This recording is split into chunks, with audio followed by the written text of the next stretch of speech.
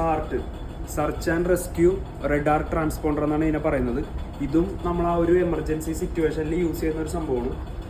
ഇത് in case ഒരു emergency ഉണ്ടാകുമ്പോൾ നമ്മൾ ഷിപ്പ് അബൻഡൻ ചെയ്യും. അതായത് ഷിപ്പ് നമ്മൾ ഉപേക്ഷിച്ചിട്ട് പോകുന്ന ടൈമിൽ ഇത് നമ്മൾ എടുത്തിട്ടായിരിക്കും പോകുന്നത്. ഇതൊരിക്കലും ഓട്ടോമാറ്റിക് ആക്ടിവേറ്റ് ആവില്ല. ഇത് നമുക്ക് മാനുവലി മാത്രം ആക്ടിവേറ്റ് ചെയ്യാൻ വേണ്ടി പറ്റുള്ളൂ. ഇത് നമ്മൾ വൺസ് ആക്ടിവേറ്റ് ചെയ്യുന്നതെന്ന് പറഞ്ഞു കഴിഞ്ഞാൽ, ഇപ്പോൾ നമ്മൾ ഒരു എമർജൻസിയിൽ ഇപ്പോൾ ലൈഫ് ബോട്ടിലൊക്കെ വെള്ളത്തിൽ കിടക്കുന്ന ടൈമിൽ നമുക്കൊരു സഹായം വേണം. ആ ഒരു ടൈമിൽ ദൂരെ നിന്ന് മറ്റ് വെസലുകൾ കാര്യങ്ങളൊക്കെ കാണുമ്പോഴാണ് നമ്മളിത് ആക്ടിവേറ്റ് ചെയ്യേണ്ടത്. നമ്മളിത് ആക്ടിവേറ്റ് ചെയ്യുമ്പോൾ ഇതിനകത്ത് നിന്ന് റഡാർ സിഗ്നലാണ് പോകുന്നത്.